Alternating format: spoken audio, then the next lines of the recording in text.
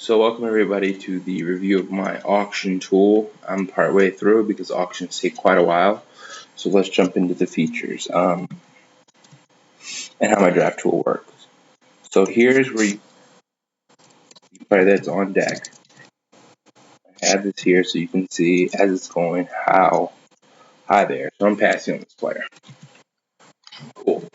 So as you can see, there are 12 teams, which I set right here, $200 per team, 15 spots, and $2 for the bench. And the bench $2 value is important to set the baselines. So it's the same baseline methodology as before, only it's tied to a value. So he's already overpriced. I'm going to pass. So essentially, I'm actually just going to wait a while and go through all this, so I won't be jumping back and forth. So you set these starters, but they're really not starters. They're basically people who you think you want to pay more than $2 for. I want to create a value for people at this depth, and this is the baseline. So 54 is going to be a value-based drafting valuation, and 55 is going to be basically $2. So that's how this works. It's basically saying it's basically saying on your team how deep you want to go in terms of paying above a low price. I wouldn't ever suggest putting this at $10. I haven't tested it. I don't know how it works. Hypothetically, the math would work, but just logically what you want to do is set that to either 2 or 1 and say, hey, this is how deep I'm willing to draft the position. Once I get past the 14th quarterback, I wouldn't pay more than $1 for him. And that's what you're doing. And it basically sets that as the baseline, and it uses that to create the value-based points. And the Shamoko has actually been taken.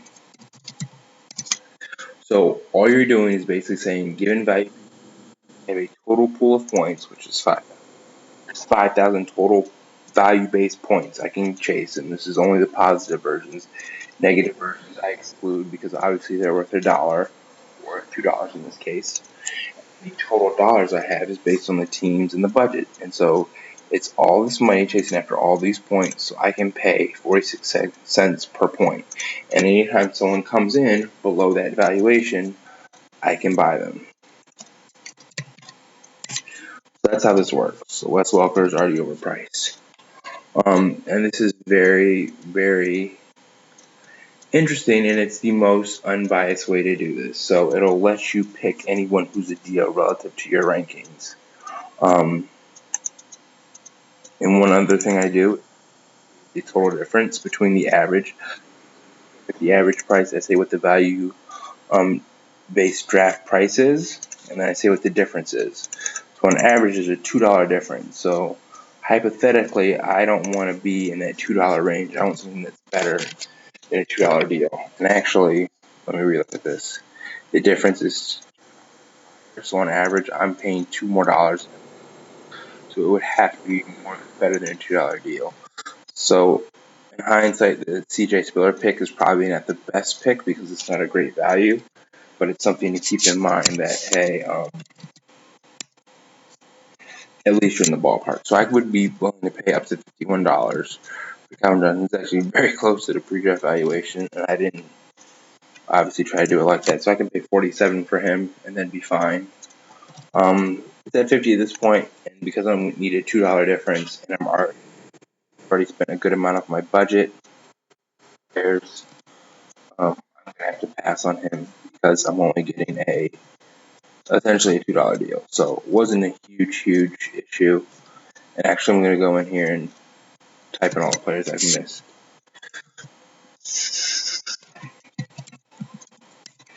And one thing you do lose is anyone who's seen the old tool, it had a draft results calculator. I'm still working on building that in, and eventually I'll have that, but as of right now, I don't have it, so you can enter these in whatever order you want to.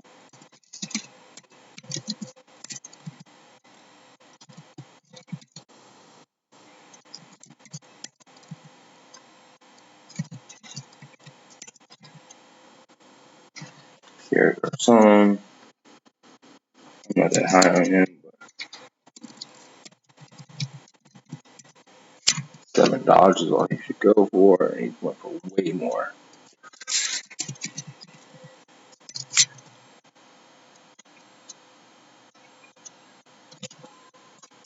So this is basically how it works. Still go through everything and track the people. Wes Welker. Try to remove them. The other thing I'll call out.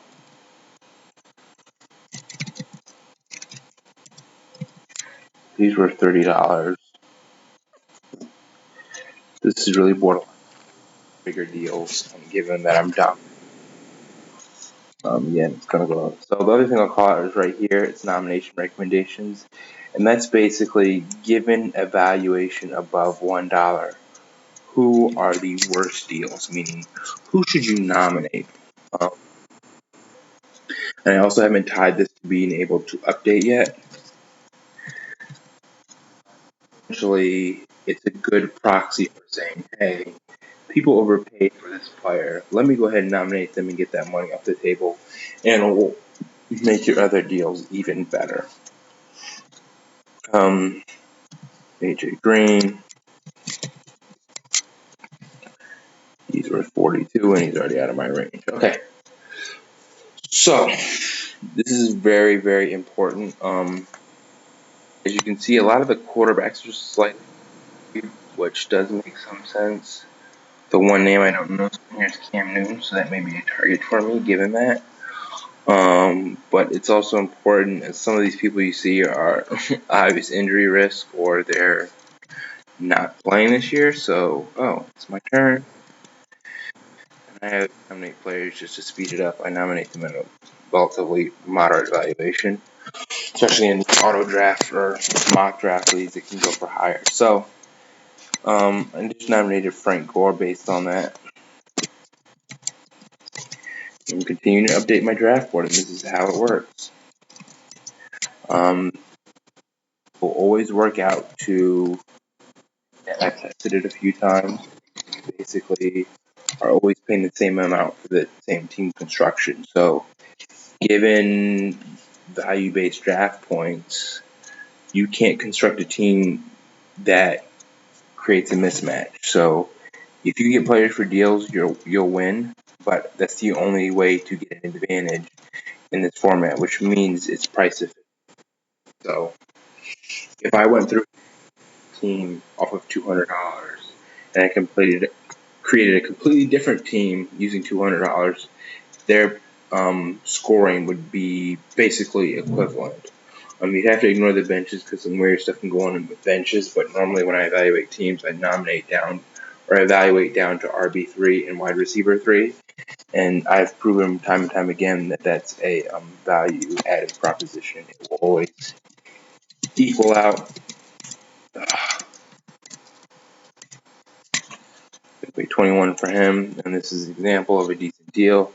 Now, sometimes I probably made a mistake there because now I have to bid 20, and that brings it really close to my range. So sometimes if I'm close to the range like that, I'll just go ahead and throw out 20 because that's my max rather than throwing out 18 of being able to, or out in 18, I'd bid 20, so I don't lose the value of being able to say 20 and making someone go over my max. Sometimes if you have an idea of a max and you're very, very close to that max, like 1 or 2 away, just bid the max because then that person has to go above your max. You would hate to bid 19 and then your max is 20 and someone bids 20 and now they get the person for 20. You want to bid that 20, so in order for them to get that player, they have to go above your max. And it's a lot better of a proposition for you to pass on that player rather than it being. So Darren McFadden goes for 30. Probably a little bit higher than him than some people, but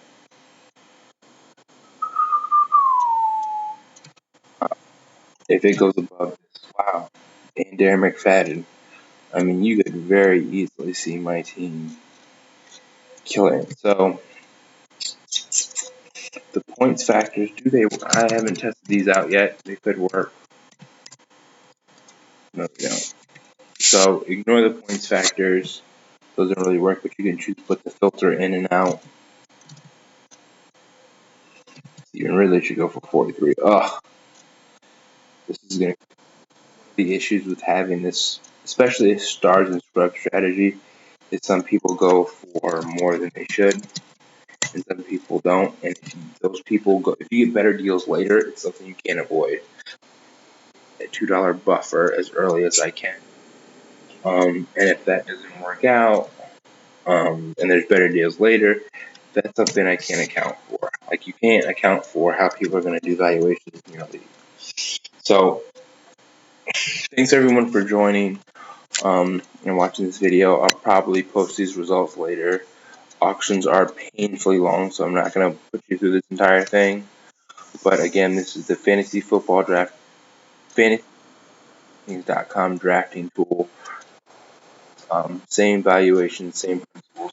It just assigns a point, a dollar value per point, and that's how you draft. And it's the best way to draft and make sure that given your rankings, you have the best results possible, which is all you can ask for. No one can predict perfectly. The best you can do is draft perfectly, giving your predictions, and that's still what this does. So thanks everyone for watching. See ya.